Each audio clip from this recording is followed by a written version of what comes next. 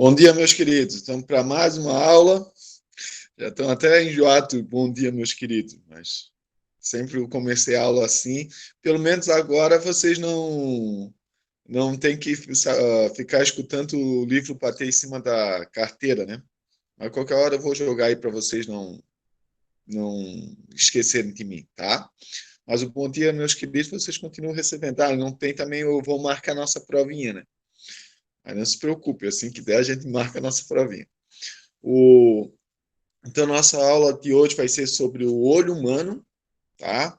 Então, o olho humano é uma das máquinas mais perfeitas, talvez, que tenha no nosso corpo, né? Até hoje, eu acho que é a melhor lente, né? Nenhuma máquina fotográfica tem uma lente tão eficiente quanto a do nosso olho humano. Claro que, dependendo do olho humano, né? Tem alguns olhos humanos que são melhores, outros um pouquinho pior, alguns não conseguem distinguir as cores, mas cada um tem, tem as suas vantagens, tá?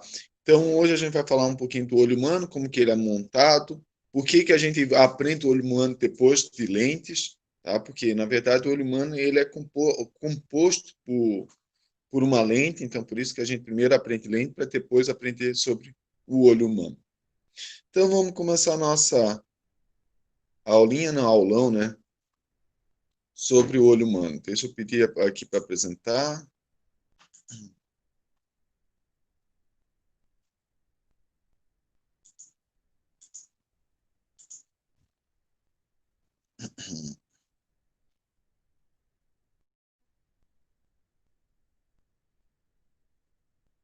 Então, vamos lá. Já estou apresentando aqui. Deixa eu pegar aqui a apresentação.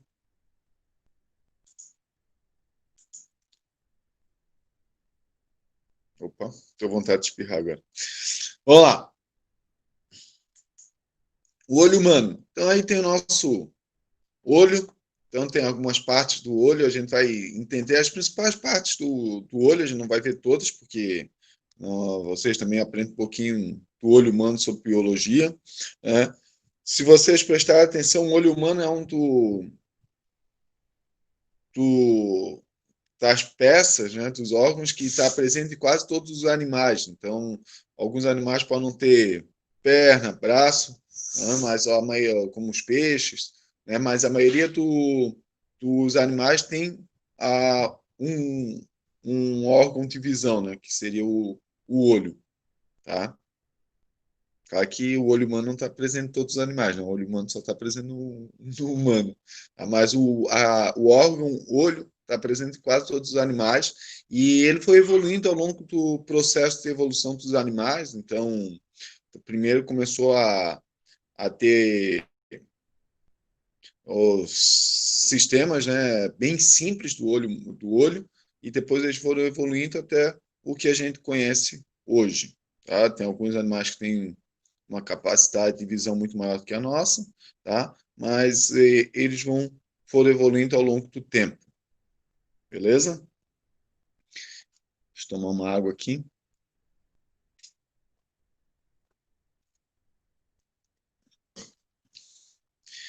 Então, vamos ver o que tem nessas partes do olho, né?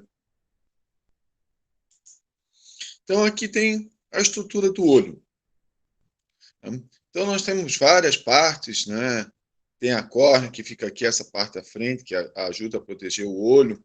Nós temos a, a retina vai ficar aqui atrás. A retina é onde que tem a formação da imagem. Então, a imagem é projetada aqui sobre a retina, tá?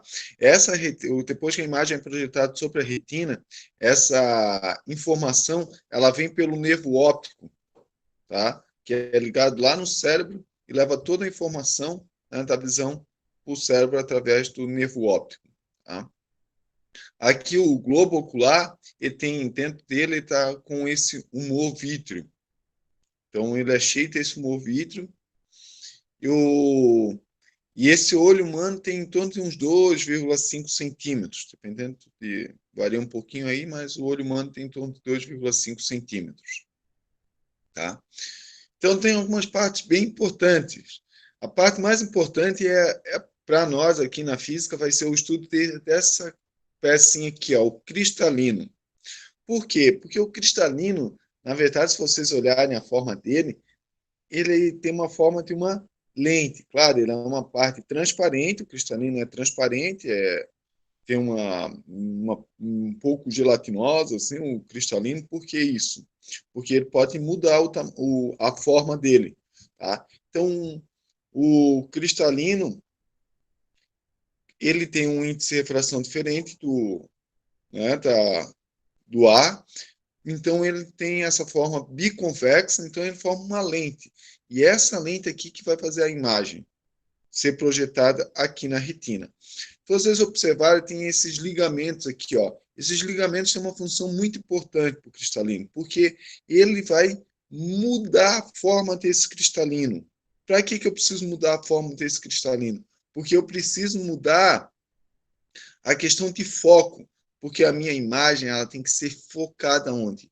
Na retina, para eu ter uma imagem nítida. Se eu não conseguir focar minha imagem na retina, eu não vou ter uma imagem nítida. Então, esses músculos, eles conseguem modificar a forma do cristalino para que eu consiga sempre ter uma imagem nítida na retina. Eu posso olhar alguma coisa bem próximo ou bem afastado, a gente vai conseguir formar essa imagem na retina.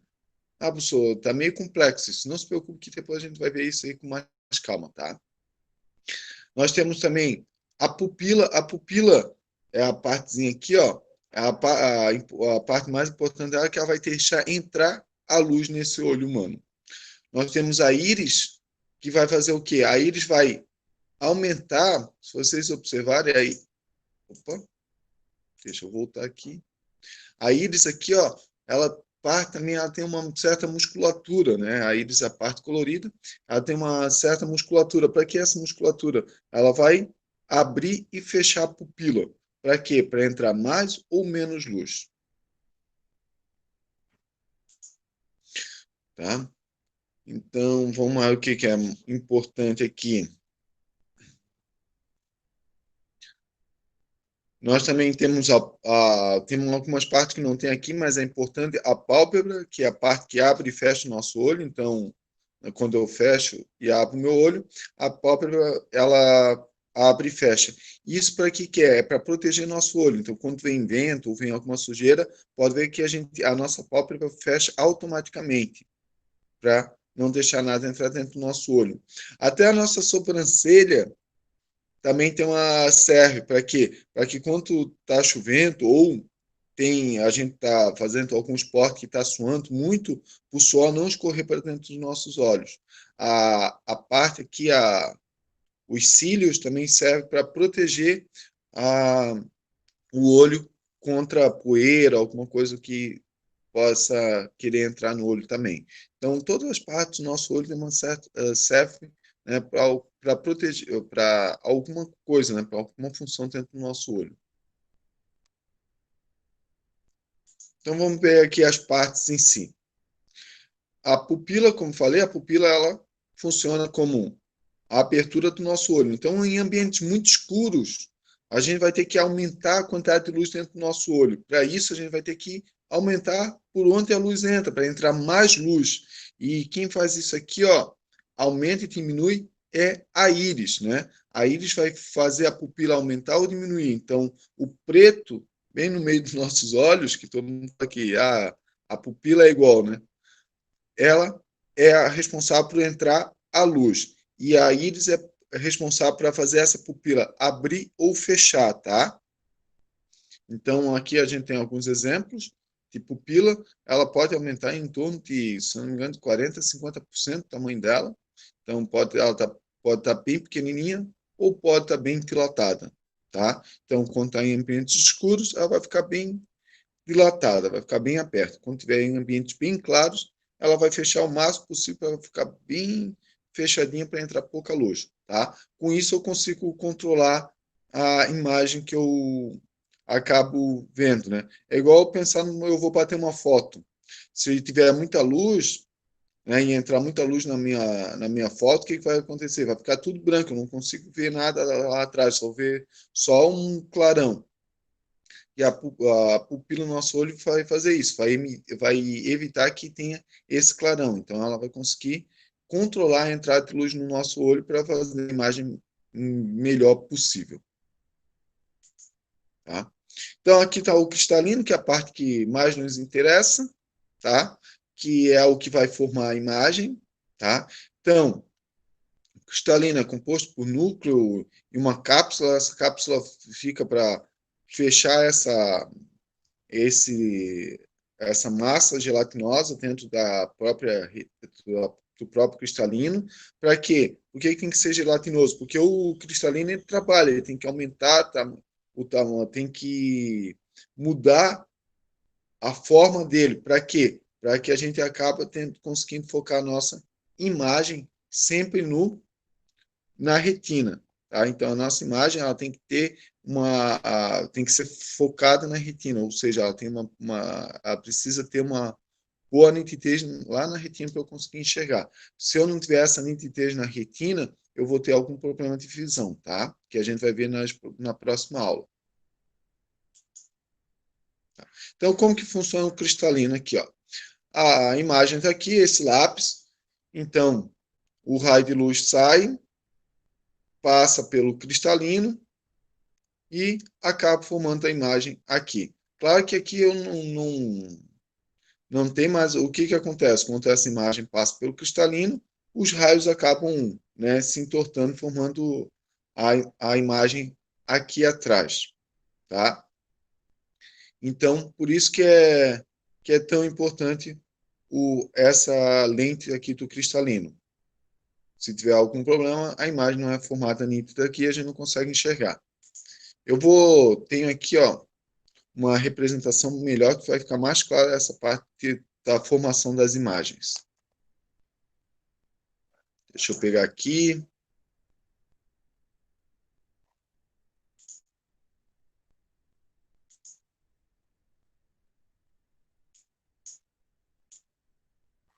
Então tá aqui, ó. Pense que esse lápis aqui é a nossa imagem. É o nosso objeto, desculpa. É o objeto que a gente quer ver. E aqui é o nosso cristalino do nosso olho, tá? Então vamos pensar que a retina está localizada aqui, ó, no comecinho da régua. Então aqui está a retina. Aqui eu tenho que formar a minha imagem. Olha o que acontece. Minha imagem não está sendo formada aqui, ela está sendo formada onde? Aqui. Eu vou conseguir enxergar isso com nitidez? Não. Vou ver só um borrão. Então, para que eu consiga enxergar isso com nitidez, o meu cristalino ele vai ter que modificar. Ou seja, olha o que está acontecendo com o raio de curvatura aqui da minha lente. Ela está diminuindo até que minha imagem seja formada aqui. Então, o que acontece? Quando o objeto está muito longe, né? Quando esse objeto está muito longe, ele vai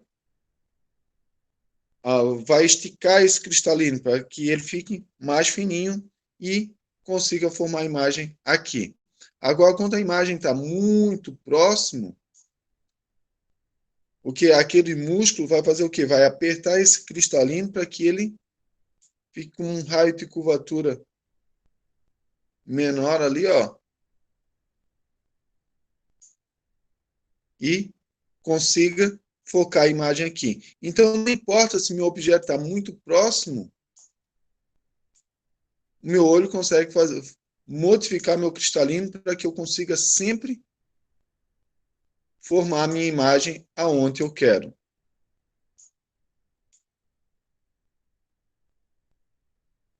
Tá? Claro que vai ter um ponto que a imagem vai estar tão próximo que eu não vou conseguir focar essa imagem.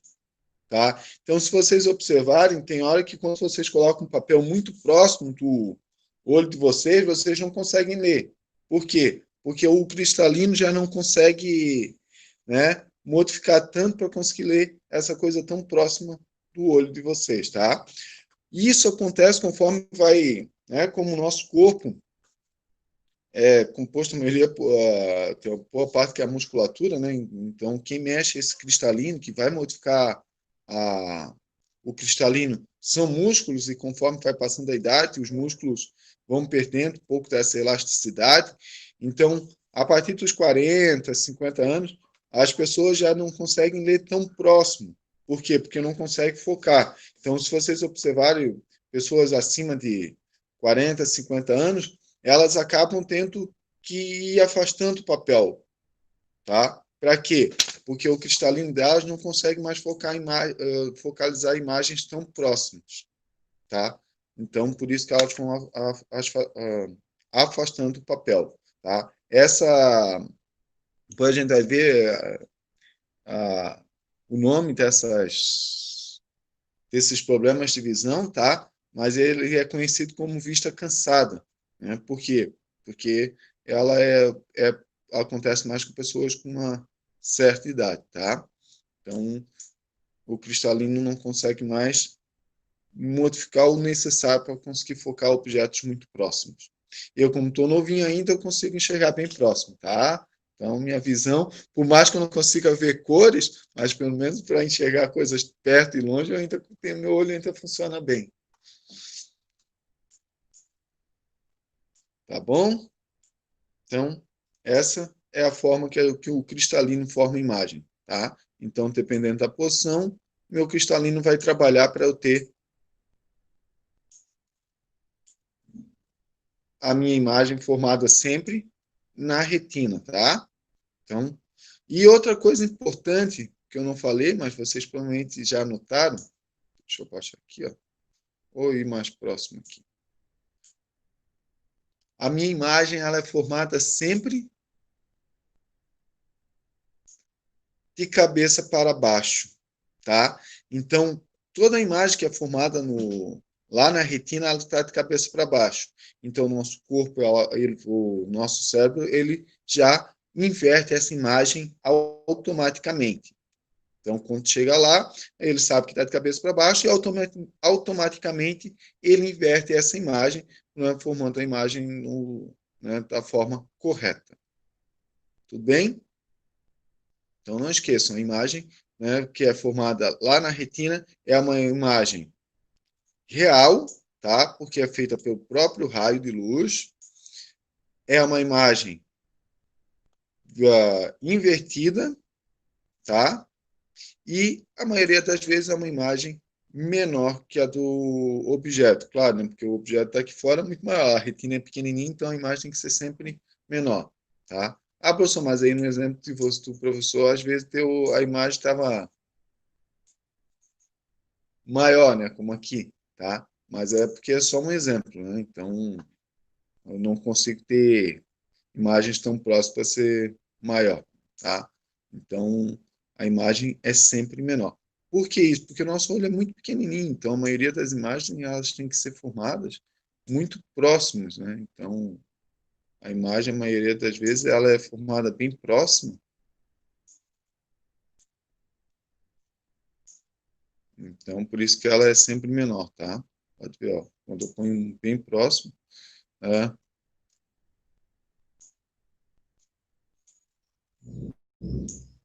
imagem acaba sendo, a maioria das vezes, menor. Então, nesse caso aqui, ó, já não consigo focar bem aqui, então pode ver que deu maior, mas ela não consegue mais focar. Então, o olho humano, como é pequenininho, essa distância aqui é pequenininha, então a maioria das imagens ela vai ser sempre menor do que o a imagem é menor que o objeto, tá? Então, voltando lá para o olho humano, tá? Outra coisa importante também lá que a gente tem, que fica a maioria lá na retina, fica na retina e fica aqui nessa fóvea central também, tá? São essa, essas estruturas que são conhecidas como bastonetes e cones, tá? Então aqui tem uma imagem, um aumento, né? Então aqui eu tenho os cones e essas estruturas menores aqui são, desculpa, aqui eu tenho os bastonetes e as estruturas menores são os cones. Então cone porque tem uma forma de um cone e o bastonete porque tem essa forma aqui, de cilindro. O vizinho começou a furar a parede. Então, o que acontece? Para que essas estruturas servem? Essas estruturas são fotorreceptores, ou seja, elas têm a capacidade de receber a luz e serem sensibilizadas pela luz. Então, elas que fazem realmente a imagem lá na retina. E elas são o que são responsáveis, são sensíveis à luz. Né? Então, o bastonete ele é sensível à luz. Então, ele que sente a luz chegando. Tá? E os cones aqui são responsáveis pelas cores, por isso que tem as três cores aqui, né? O R, G, B, né? O vermelho, o verde e o azul. Se eu não errei a sequência, está certo aqui, tá? Às vezes pode ser que o verde e o vermelho tenham minhas dúvidas, a posição deles, mas eu acho que esse é o vermelho, esse é o verde, esse aqui é o azul. Então, eles são responsáveis pelas cores, né? Então, depois a gente vai ver também que o daltonismo tem problema nesses cones aqui, ó, tá? Então, às vezes o daltônico não tem sensibilidade nos cones de responsável por alguma cor, né? No meu caso, eu tenho o meu problema tá nos cones que são sensíveis à luz verde. Então, eles não são sensibilizados pela luz verde, então, por isso que eu não, no meu olho, ele não difere a luz verde, tá?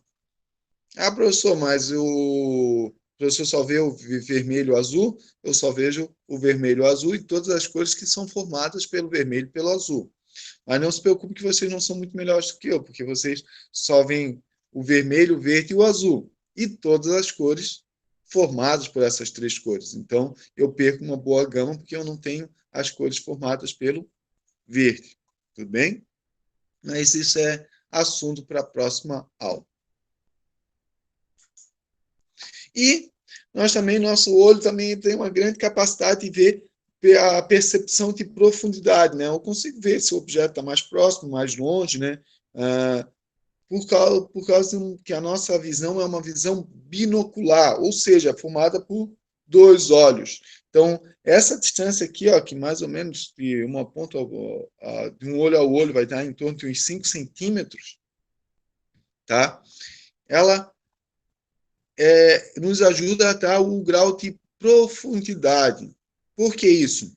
Porque se o objeto estiver muito próximo, muito afastado, a inclinação dos nossos olhos para ver ele vai ser diferente, né? Então, se eu ver um objeto muito longe, nossos olhos eles vão estar praticamente retos. Se esse objeto estiver muito próximo, quando eu vou focar nesse objeto, meu olho vai fechar um pouco, vai fechar, né? Como está fechando aqui, ó, para ver o objeto aqui. Então, o que que acontece? Com isso, eu consigo ter a noção de profundidade. As pessoas que perdem a visão de um olho, elas perdem essa noção de profundidade, tá? Elas não conseguem ter a noção de profundidade, que está muito próximo, muito longe. Ah, professor, mas fulano tem enxerga só com o olho e tem essa noção de profundidade. Por quê? Claro, o cérebro é uma ferramenta muito esperta e ela consegue se adaptar, né, muito simples. Então, se vocês olharem uma pessoa e uma árvore, a maioria das vezes a árvore é maior que a pessoa. Ah, mas eu estou enxergando, né, a árvore menor. Por quê? Claro, porque essa árvore vai estar muito mais longe. Então, eu tenho noção que a árvore está mais longe do que a pessoa que eu estou enxergando. Tá? Então, muitas vezes a gente também, o nosso cérebro também faz essa, nos auxilia nesse fato aqui da profundidade, da distância dos objetos, tá? Mas quem faz isso aqui, tá? Na maioria dos casos é a nossa visão binocular, ou seja, feita pelos dois olhos que a gente consegue, né, observar aonde que acontece a formação dessas imagens.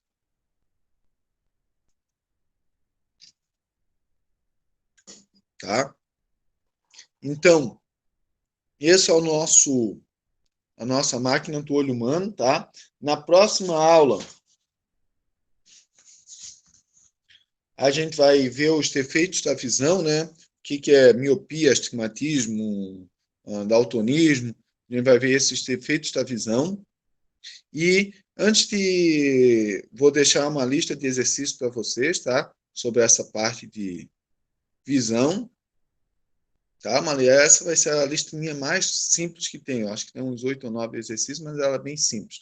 E também eu vou pedir para vocês verem um documentário da History, que é em torno de uns 40 minutos. Tem no YouTube. Eu vou deixar lá no link da aula, lá no Siga também, para vocês assistirem a evolução do olho humano.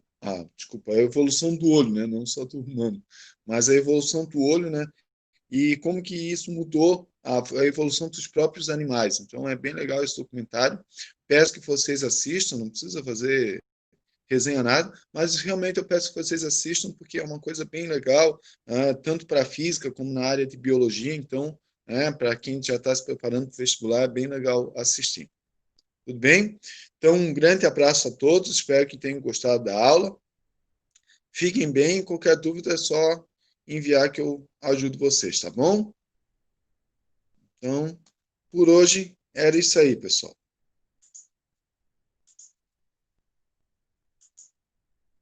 E não esqueçam que daí agora vai chegar a última lista de exercícios, vocês resolvam os exercícios e enviem para mim até o dia 20, tá?